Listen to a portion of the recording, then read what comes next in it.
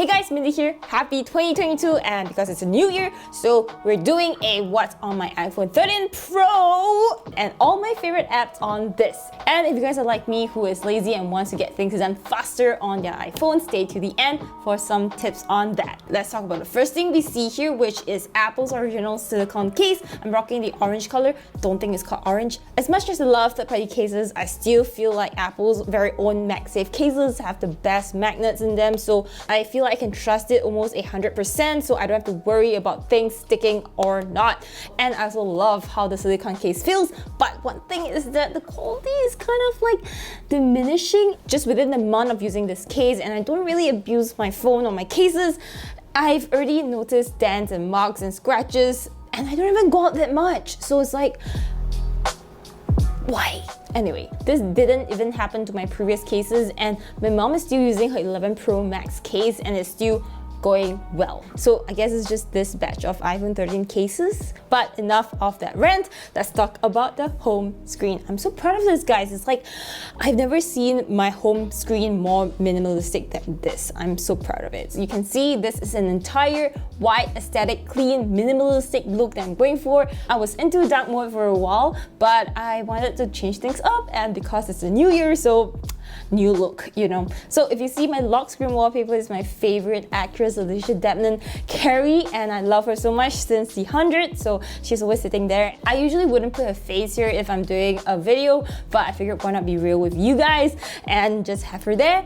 And to match my entire theme is this Apple logo background, which I thought had like a bit of an artsy theme on it, especially with the water droplets here. So if you guys like this, I'll leave it in the link below for you guys to download this. Very, very cool, especially for an Apple fan like me. Let's talk about our first two widgets up there. I like to have the date largely written there so that I know what date it is. The create widget's there just so that I have a nice little rectangle on the top so that, you know, the apps are placed nicely. I didn't want something like this, or yeah, I wanted something like this. And I created this using Screen Kit, so you actually can just design stuff like this. You can have the small widgets, medium widgets, large widgets, and the XL widgets, which I don't really use. Just a small and medium is good enough for me. Okay, next is the apps. So TikTok. I don't really use TikTok that much, but I have it there to remind me to use it more because I think it's important to keep up with trends. I try not to be on the app too much because I just lose hours. I just lose time.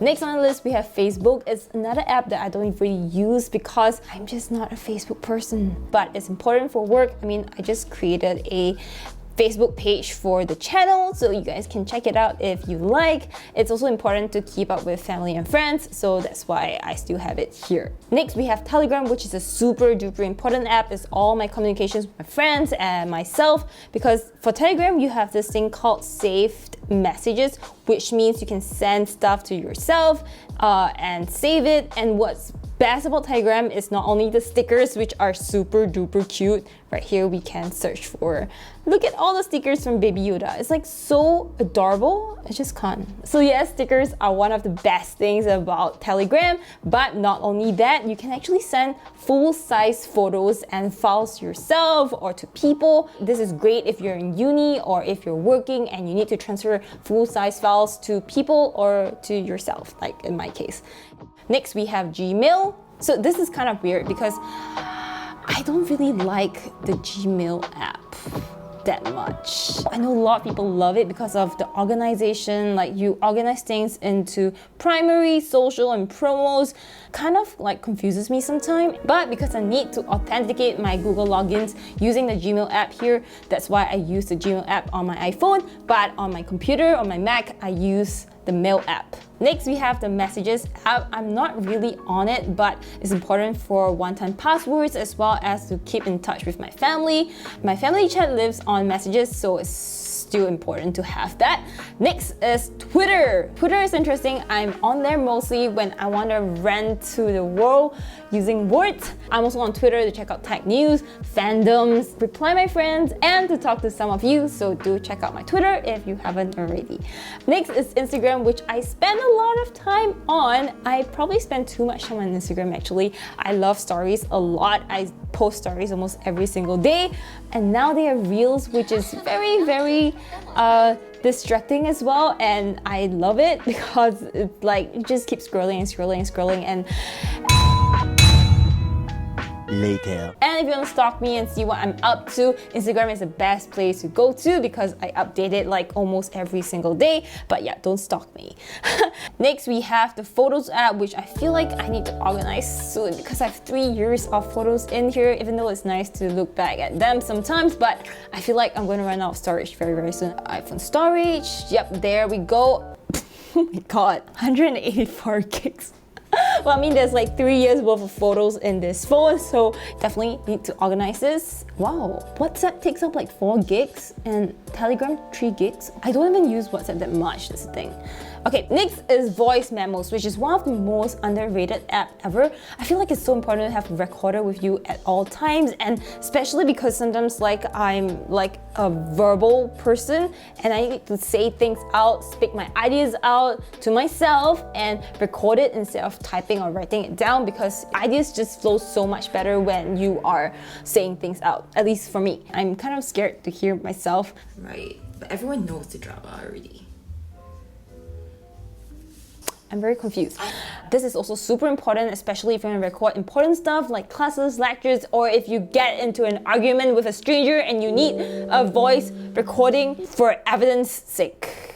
And what's best is that all recordings are synced automatically across all your Apple devices via iCloud. So as long as you're signed into your iCloud account, you can access all these recordings, which is pretty dope. Next is the YouTube app, which I am on a lot to create shorts, upload a video, or to create a post. And I also use it to reply to your comments on my videos. So, yep. Okay, next is the Notes app. Oh my gosh, guys, like my entire life is practically on the Notes app. Like I have it so organized that I'm so freaking proud of. Like, guys, can you look at this organization and tell me that you're proud of me? No, actually, I'm super proud of myself. That is some self-validation here. But seriously, my friends, everything is here and I love that it's synced to all my Apple devices using iCloud. I've tried other note-taking apps like Notion and I forgot the other one, but I always come running back to the Notes app just because it's just so easy to access, so easy to write on, and it's so important to be able to write your notes anywhere, anytime, quickly, because you know, sometimes you have an idea or like someone says something and you need to take a note, like you need it immediately, and Notes does that. Now they also have a quick notes function where you just go down to your control center and click this and you can immediately type something. And of course, because I use it so much, I have to organize it. I'm mostly in Creative Rocks and I have emoji for every single folder so that it looks really nice to look at and easy to access. 12 days of Christmas giveaways, which I created for last year's giveaway videos. Go check it out if you haven't already. Ideas, plans, which I go into most of the time because that's where I write all my ideas out. And when I have fully created the idea, it goes into the script folder. I also do have a recipe folder, which I have all my recipes in. I also have a folder to store all my music sheets, and I have a self-care folder, which I talk about my mental health. It's sort of like my journal diary. Travel, which I don't use that much anymore because we're not traveling.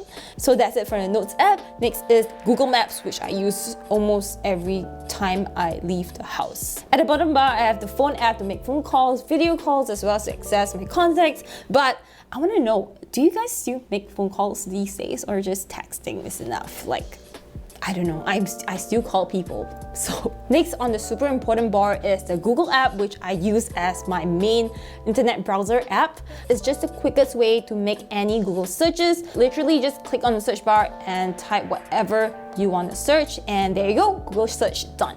This completely replaces the Chrome app or the Safari app, which I cannot get used to. I mean, Safari app is getting really weird. I cannot like get used to the search bar being at the bottom. Like, I just cannot. And next on the list is the YouTube Creator Studio app, which I use to access my stats as well as to reply to comments that you guys make. So yes, I do read all your comments and I do try my best to reply to all of them. And next we have the camera app, which I use like all the time, and that's why it's at bottom right, which is the easiest for my thumb to reach like this. I use this app all the time for photos, and this is you guys. Say hi. Bye. Now, the next page is pretty interesting because they're really not in theme, because there are like group apps right here as well as other apps that I don't have the icons for. So I figured, why not make this the colorful page? Firstly, a quote that tells me happy birthday. Beautiful, because I like to have my phone talk to me and say nice things to me. And today is my birthday, so happy birthday, beautiful.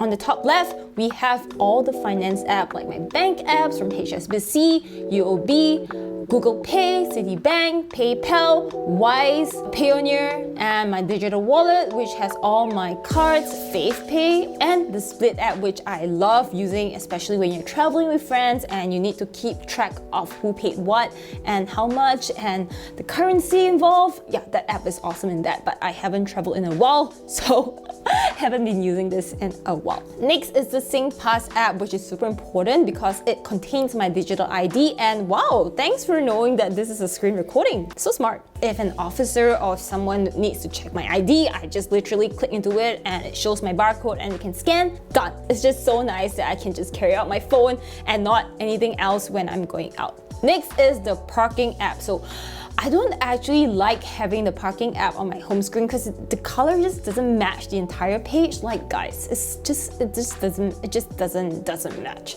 But I really need to be able to see this app on the page on the top right here so that it reminds me to pay for parking. Otherwise, I would just forget and I will be fined. So yeah, very important app to have. Next is the health app, which I use to track my period cycle. You can access it on your Apple Watch or your iPhone. This is super useful because it also tells you your predicted fertile window, which is very important if you're trying to get pregnant. Next is the Boulder Movement and the ClassPass app, which I use to book my climb sessions. Can't wait to get back into climbing. Next, we have BetterHelp. Now, BetterHelp is a great app to give you access to therapy. I've used this in the past and it helped me so much. They actually do pair you up with a certified therapist or counselor based on what you need. You can choose to have your sessions on video call or via text, and you can do that right on the app. I'm currently not using it now, but it's a good reminder that I can always go back to BetterHelp when I need it, because mental health is important and it's really important to take care of yourself. So I'll leave the link below if you want to check it out as well. Next on the list is the ukulele tuner. I use this a lot.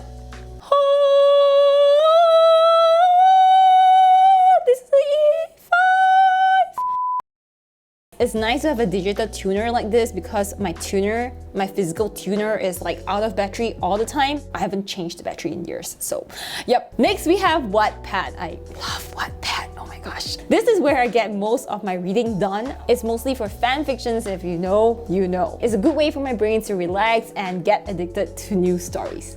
Yep. Next is the Apple TV app. I don't really use this that much, but it has pretty good shows. Some of the originals like, Dickinson is one good one, really good. I just finished the entire series. They also have the morning show, which is pretty awesome as well. I love it. C is a pretty intense show with Jason Momoa. Jason Momoa. Ted Lasso is supposedly great, but I haven't checked that out yet. Next is Netflix, which I use to catch most of my dramas and movies.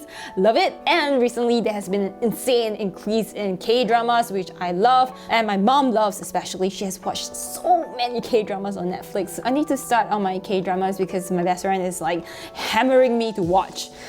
The next one I have to watch is The Silent Sea, which is pretty cool because it's in space and it has a few of my favorite actors, so excited. Disney Plus, which is a new favorite because we have things like Baby Yoda. Where's Baby Yoda? We have Baby Yoda here. Look at him, so cute. They have all the Marvel movies here and I've watched all of them in sequence, of course. Okay, next is all the socials app. Actually, I don't really need a contacts list here. I'm going to remove the app, delete from home screen. Most of this is to keep in contact with my friends from other countries. Next is a group of apps called Film Stuff. This is important to create content like this.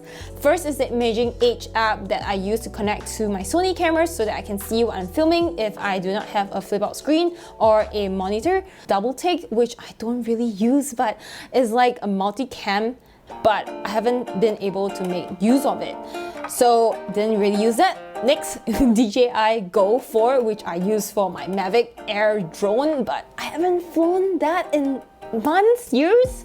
I want to get back into flying soon. So next is the 1998 Cam, which is a great photo editing app because I'm starting to fall in love with vintage photos, and this app allows me to do just that. Next is the Lightroom app, which I go to do a lot of light editing and color editing. I subscribe to the Adobe Lightroom and Photoshop plan, so I do have access to the entire Lightroom controls on the iPhone as well as on the iPad. So that's very nice. You have Lightroom on the computer, on your phone, and on the iPad, and they're all synchronized. Next, we have the Photoshop Fix app, which I think is one of the best free apps that allows you to do a lot of touch-ups on your phone easily. For instance, in this picture, you see like a little lipstick stain on my teeth. And what you do is you click on the healing tool and you click heal spot and tap it off. Okay, and there you go, easy peasy. Next, we have the Smart Home Group, which is a great pairing with the Home app. So I like to have the Home app out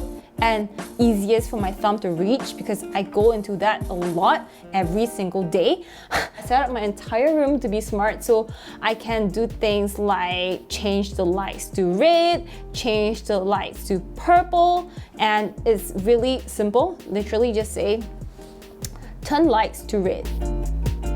So everything is red, like even the TV lights is red. Basically everything is controlled on my phone. I can turn off the lights like this, knocks. No, knocks, knocks. And everything is turned off, no more TV lights. The LG Thin Q app helps to control the TV so I don't have to have a remote control anymore. Next is the Philips Hue app, which is connected to the HomeKit. It's useful when the HomeKit app just doesn't work. You just come in here and turn on the lights. And next is the Shortcuts app, which I use to create most of the theme homepage like this. Next is the Control Center. This is Elgato. So this is actually controlling my key light, which is shining at me right now. You can change the color temperature as well, like this. So now I'm like really yellow, or like this. Now I'm really blue. So it can go really, really bright as well, like this. Overexposed. So 9% is good enough for me. Next is the Broadlink app. Oh my gosh, this is one of the best apps ever created. This is actually the app for the Broadlink Universal Remote Control. Basically, it converts a lot of your home appliances as long as they come with a IR remote control into a smart device. Right now, I can control my TV, my fan, my amplifier, my AC, all with this, and you can even add Siri shortcuts to it, so I can say things like turn off AC and it will turn off my AC. This is probably my favorite group of apps because it just makes things so easy. Everything's done on my phone. Just love it. So that's about it, my friends. And if you stayed to here are some tips that I would like to share with you guys as someone who is lazy and wants to use my phone to get everything done for me as quickly, as easily as possible.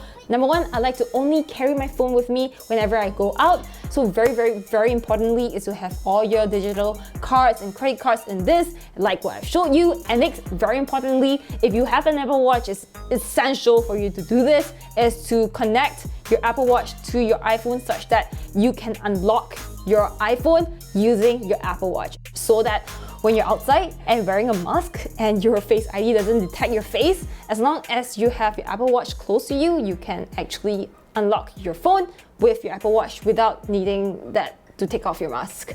Yeah. Number two is the search spotlight tool, This is a super important tool to have. Legit, just swipe down and you can search for any apps or any documents that's in your phone, any photos, anything. There's a lot of other apps that I access very frequently, but they're not on my home screens, like my shopping apps like Lazada, Shopee, Amazon, food delivery apps like Foodpanda and Grab. I don't actually put them on my main home screen because firstly, I don't want to tempt myself to keep shopping. And secondly, it's so much easier to just scroll down and tap on the search bar like Grab. Grab is one of the main ones. You just literally type a G and it's there. So the Spotlight search tool is a must do. Like if you don't know about it, use it now. Of course, a special mention is the Shortcuts app and the HomeKit app because it just makes your smart home, your automation so much easier. Like legitly, I set it such that when I come home after 7 p.m, all my lights will be turned on just for me. Yup, smart home and automation is the way to go until the robots take over. Fingers crossed. So yeah, that's it for today. I'm off to my birthday vacay, and I hope you found this video helpful or entertaining or useful in any way. And if you do, subscribe for more videos like this. Help me reach my 10k subs by the end of this year. Take care, stay Minty and Cherry. Goodbye! I'm really enjoying this homepage right now, but I feel like I might change it very, very soon. I feel like I need brighter colors, you know.